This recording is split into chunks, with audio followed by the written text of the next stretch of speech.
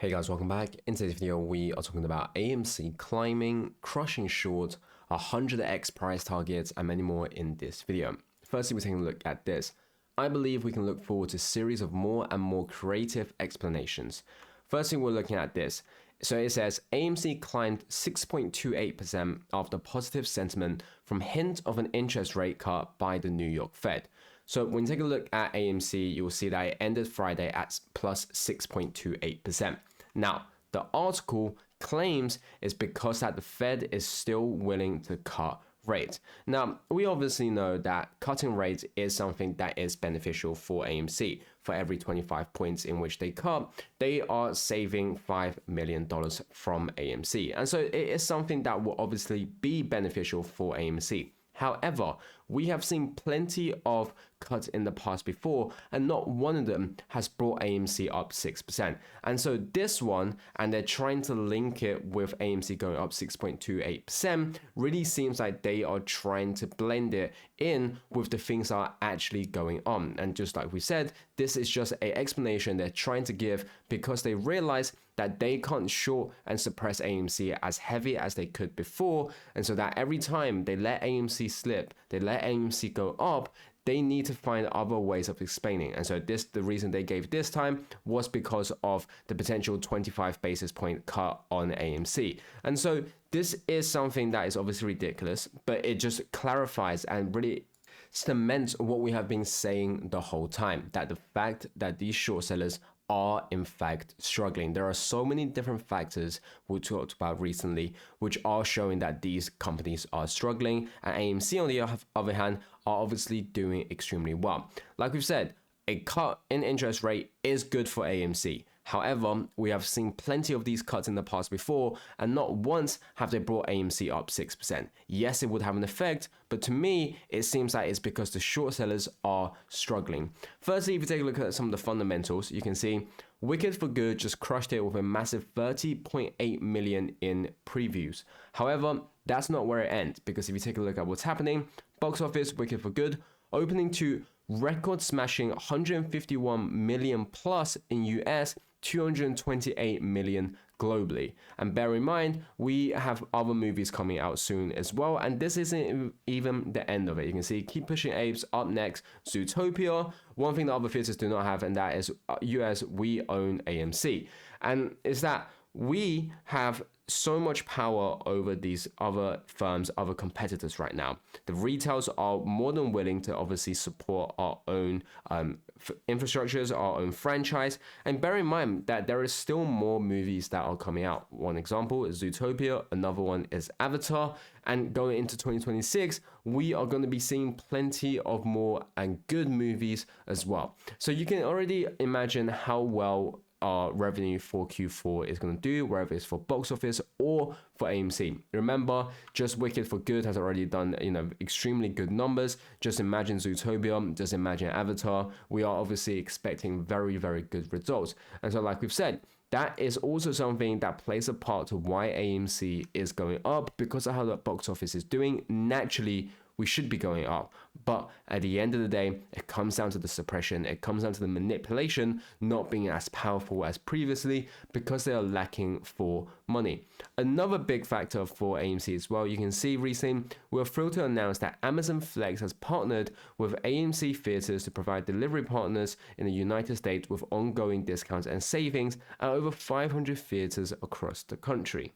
So if you're a person, or if you see people who talk about how AMC is not doing anything to actually improve their infrastructure, show them these partnerships. This isn't the only partnership that AMC has gone. They've obviously done a lot. Now, on our channel, we have covered so many things already, ranging from AMC making investments into other stocks, AMC making investments into their own infrastructure, AMC paying off debt, AMC making collaborations with other companies. They have done so many things that have all shown how AMC is growing, how AMC will continue to grow.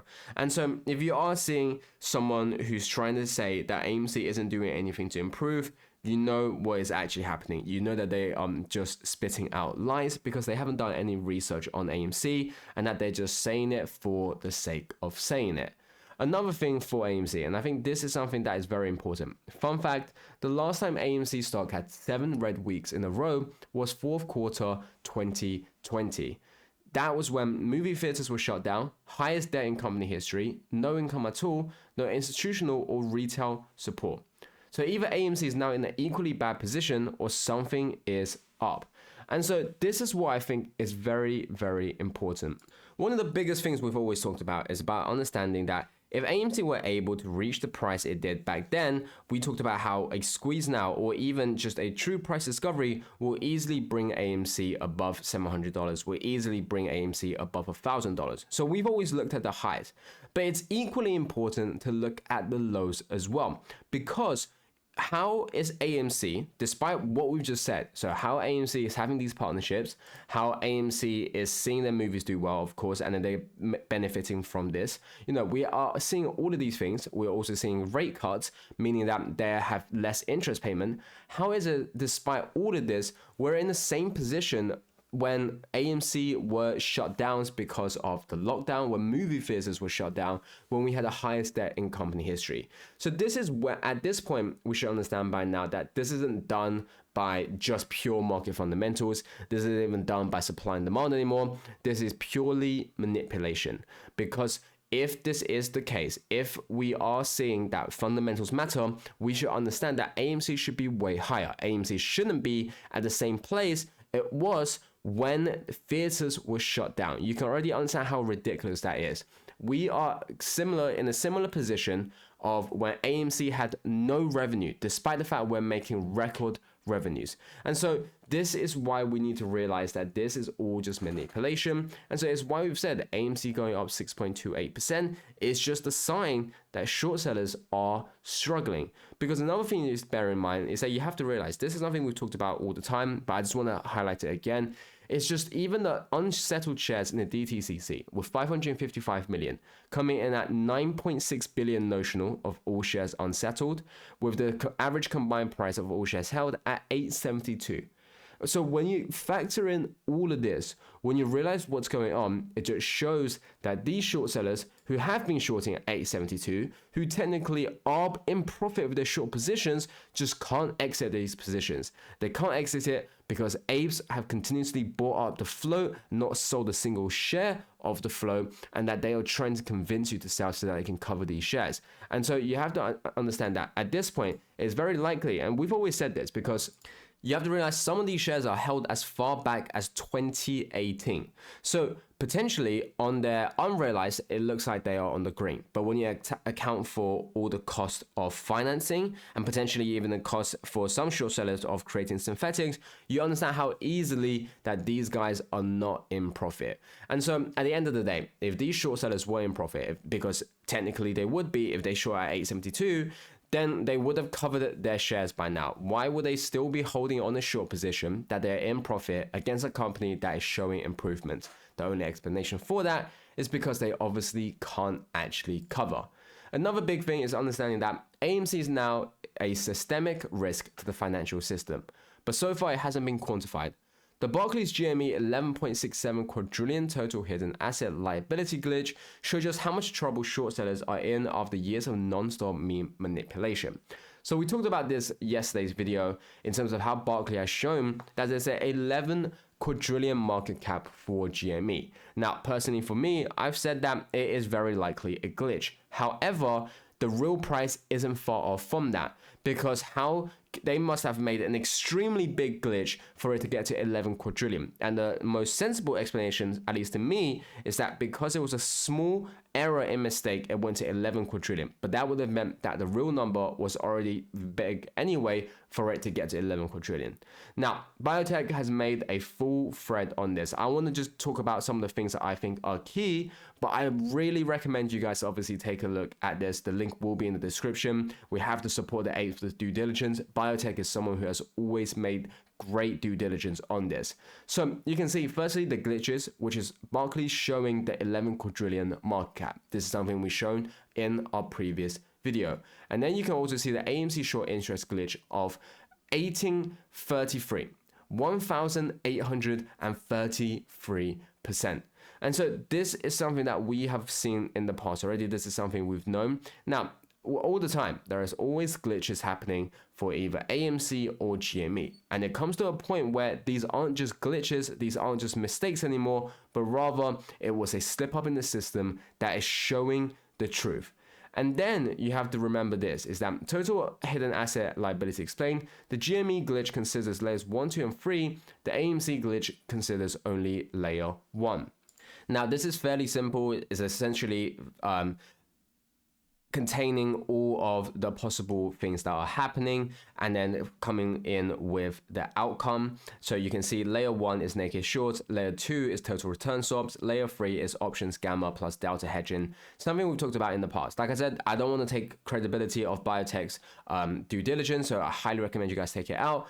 But it's essentially understanding how it can actually derive to an 11 quadrillion market cap of GME when you consider everything happening. Like I said, I personally think it's a glitch, but there is due diligence, there is data right now which is showcasing how you can actually derive to that number. Now, I've said, I explained in yesterday's video why I personally think it's a glitch, but even if it is a glitch, it is still a very good thing for GME because it shows that we are not far away from the truth. And then you can see how he further goes on to talk about this.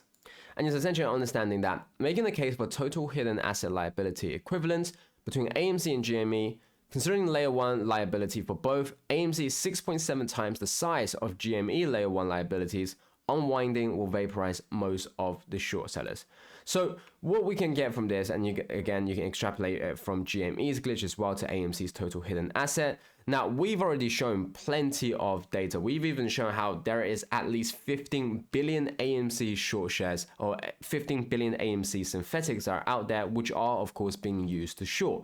And so it's about understanding that if GME were to reach a 11.6 quadrillion market cap, you can only imagine how high AMC is. So if this 11 quadrillion was true, then we're looking at AMC to be similar, if not higher. Now, if the 11 quadrillion was not true, but we're still looking at 110 billion, we're still looking at 1.1 trillion or even 11 trillion, then AMC will be similar, if not higher. And so this is why we've said that this whole situation is just getting out of hand. We've already known that it's out of hand, but like we've said, the longer they drag this out, the bigger this position gets, the worse this situation gets, because this would have been solved, 5 years ago had they been willing to pay 100 billion, 200, 300 billion. But because they dragged it out and dumped hundreds of billions, if not trillions of dollars, it has now gone to the position that they are in right now. Another thing you can see from this as well, GME moons in the next 2 weeks. At least that's what the fractal algo is telling me. So this is what we're looking at for the technical analysis. Like I said, we don't normally just purely look at technical analysis if you are a average viewer, if you are an old viewer of our channel. But the reason why we sometimes take a look at the technicals is because of the fundamentals that are going on, and especially with this particular glitch, it is something that I think is very interesting.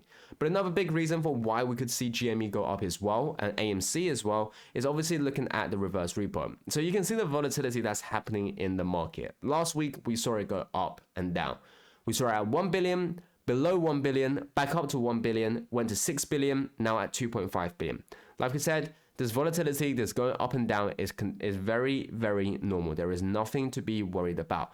What it shows is the lack of illiquidity and also the desperation of help that these short sellers are seeking. And so from this, we can understand that eventually we are going to be seeing this go to zero. But the moment we do see it go to zero, we can definitely be expecting some sort of volatility, some sort of banks desperate and potentially seeing the margin call happening. Another factor to consider for the fundamental side, this is very good for us. I think this is a win in both sides and it could potentially lead to something very, very big. It's still, of course, the Genius lawsuit. So the Genius Group lawsuit is very important because we talked about how this is a fight against alleged market manipulation. And if they were to win this, it's something that's very good for us. Now, the reason why we say that this could be something pivotal is because the court has denied the other side's request to speed things up. And now the case now follows a normal timeline. So the reason why it's important is because this now doesn't get hurried up, this doesn't get sped up. So it means that Genius Group can collect more data. Now this is very, very important because the whole point of this case, this whole lawsuit is based on the fact that Genius Group has a plethora of data which is showcasing these short sellers. And we talked about how it's also another checkmate move that they made by having this lawsuit. It then forces these short sellers to panic and make more mistakes, to make more of these trades, which then be collected and used in court, which is very, very important. And then you can see that because of this, we're now seeing how the price target for Genius Group is $44.59. You can obviously understand how big of a multiplier that is. Genius Group is currently sitting at 0.64 right now. So for it to go to 44, you can see why we're seeing this happening, why people are expecting it to happen, because this lawsuit is seemingly, for the time being, looking like it's on Genius Group's side. Another thing to talk about how we can catch these guys out, like we said, this Genius Group tactic that they're using, it feels like they're trying to force the short sellers to make mistakes. And we are already seeing that because in the CAT system, we saw how there were 1.91 billion errors in equities found in just 1 month. And that doesn't even include options. Now, this is something we mentioned already yesterday, but like we said, things like this is very beneficial for us because if we are able to collect this data and we can show that these trade errors are exploiting stocks, are manipulating and suppressing stocks, then that's exactly what Genius Group can build on. That's exactly what Genius Group can use to obviously beat Citadel and Virtue and all of these other brokers that have been screwing over the retail.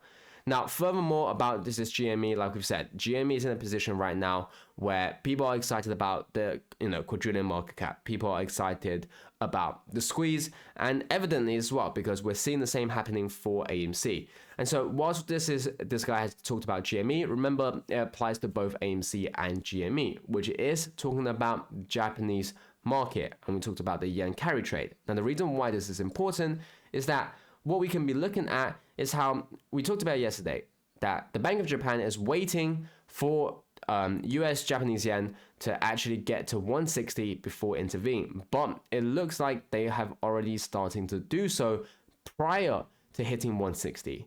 And what we're looking at is how they're doing it in a different way. Because the last time they did this, they realized that it almost broke the whole market. So this time they're trying to do it with a smoother way. But the fact that they are doing it will eventually affect the market. And this is what we talked about, how Citadel, how these short sellers would definitely be affected recently. So not only are we talking about the reverse repo going down, we're also looking at the Japanese market falling, which could easily margin call all of these guys. And then you can see, if I were Ryan Cohen, I wouldn't be engineering a short squeeze. I'll be engineering a collateral squeeze. Hoard cash and hard assets, and then turn GameStop into a clean ledger for provable ownership. Wait for sympathetic markets to crack. So let's not talk about how GME and the infrastructure, but the thing I want to focus here is how engineering a collateral squeeze. The reason why we say that is because everything we just talked about in the latter half of the video has been talking about collaterals, has been talking about how the liquidity of these short sellers are vaporizing. And so you can easily understand how if we get to that point where there is massive distress on collaterals, massive distress on these margins, it just takes someone with that ability to engineer a collateral squeeze, which then will also cause a short squeeze as well. As always, this is Ed Financial Advisor. Do take a while to grow and sell. Make sure you do your own due diligence and research, and I'll catch you guys next time.